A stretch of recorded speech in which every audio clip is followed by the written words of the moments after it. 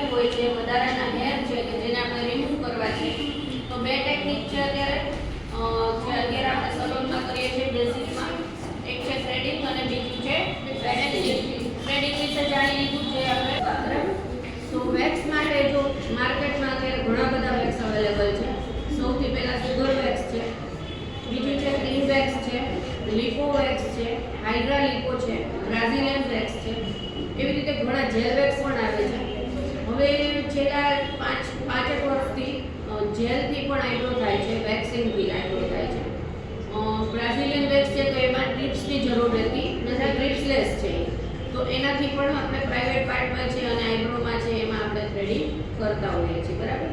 અત્યારે આપણે જે બેઝિક છે કે જે સુગર વેક્સ, અત્યારે સુગર વેક્સ આપણે યુઝ નથી કરતા, ક્રીમ વેક્સ છે.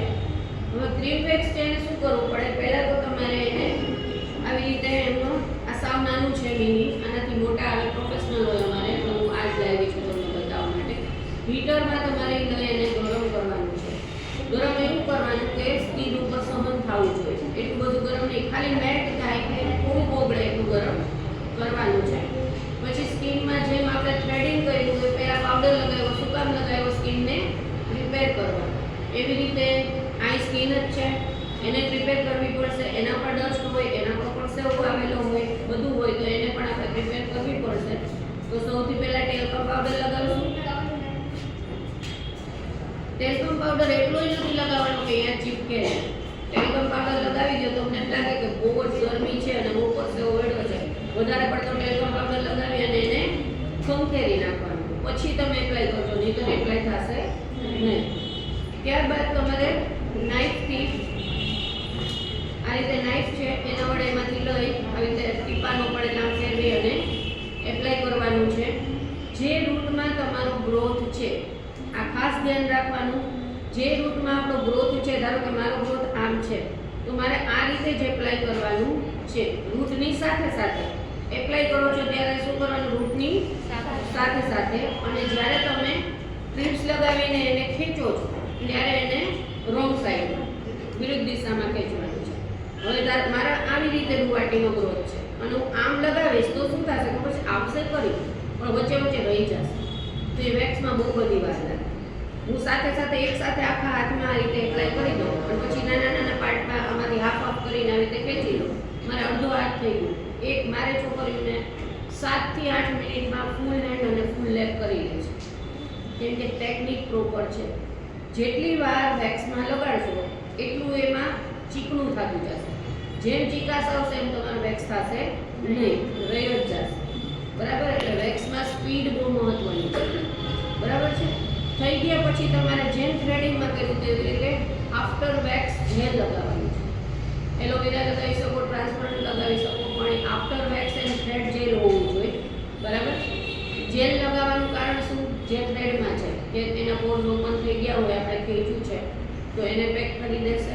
બીજું કે થોડીક સ્કિન ત્યારે સેન્સિટિવ થઈ ગઈ હોય, રેડનેસ આવી ગયો હોય, બહુ સેન્સિટિવ સ્કિન ઉપર તમે કર્યું હોય તો થોડા દાણા દાણા જેવું થઈ જાય, તો એ બધાને રિમૂવ કરવામાં એ હેલ્પ કરશે. સ્કિનને પાછી પહેલાં જેવી કરવામાં હેલ્પ કરશે, બરાબર છે. અને રફ નહીં થવા દે. વેક્સિંગથી સ્કિન રફ ઓછી થાય છે, ડેડ સ્કિન રિમૂવ થઈ જતી હોય છે એમાં. પણ એ ક્યારે કે જ્યારે લિપો વેક્સમાં જાઓ છો તમે તો એમાં ડેડ સ્કિન રિમૂવ થાય છે. આમાં થાય તો 50% જેવી ડેડ સ્કિન રિમૂવ થાય. પણ લિપો વેક્સ છે એ આખું કેમિકલ બેઝ છે, બરાબર છે. સુગર વેક્સ છે તો એ લીંબુ અને ખાંડથી બનતું હોય છે, બરાબર. ક્રીમ વેક્સ છે તો એની મેથડ છે, એની અંદર ક્રીમનો પાર્ટ આવે છે. એ શું કરે છે તો તમારી સ્કિનને ડ્રાય નહીં થાય. લીંબુ છે એ કેવું છે? એસિડિક છે, બરાબર. લીંબુમાં શું હોય? એસિડ. હવે લીંબુનો યુઝ કરે છે ત્યારે તમારે સુગર વેક્સ બને છે. એટલે ઘણાને શું થાય? ડ્રાય સ્કિન હોય ને એની અંદર તમે સુગર વેક્સ કરો એટલે એક્સ્ટ્રા ડ્રાય થઈ જાય, બરાબર. પછી એની ઉપર પાછું આપણે ક્રીમને જેલ જ એપ્લાય કરવું પડે. એમાં ક્રીમ એપ્લાય ન થાય. ક્રીમ એપ્લાય કરો તો બહાર જાય, ડસ્ટ ઉડે તો વધારે ખરાબ લાગે, વધારે ખરાબ થઈ જાય. તો જેલ લગાવો એટલે જેલ શું કરશે? પાછું વધારે ડ્રાય કરશે, બરાબર. તો તમે જો ક્રીમ વેક્સ યુઝ કરો, પ્રિફર કરતા હો તો બહુ સારું પડે, કેમ કે ક્રીમ વેક્સ છે ને સ્કિનમાં મોઇશ્ચરાઇઝ રાખે છે, બરાબર. તો એના માટે થઈને આપણે સુગર વેક્સ નથી યુઝ કરતા. સુગર વેક્સ એ સારું જ છે પણ ક્રીમ વેક્સ છે એના કરતાં એક અપ લેવલનું છે. પછી આવે લિપો વેક્સ છે, હાઇડ્રા લિપો છે, બધા અલગ અલગ વેક્સ આવે. એનું આપણે કરવાની ટેકનિક છે એમાં ધ્યાન રાખવું પડે સ્પીડનું બહુ જ. એકને એક જગ્યાએ બીજી વાર લાગે તો પહેલાં એવા વેક્સ આવતા કે રીકા જે બધું સાંભળ્યું હશે, રીકા કંપનીનું નામ સાંભળ્યું છે ને તમે, કે લીપો વેક્સ જ આવે. એકની એક જગ્યાએ બીજી વાર લાગે તો સ્કીનને પીલ કરી નાખે, એટલી ડેડ સ્કીન એ રિમૂવ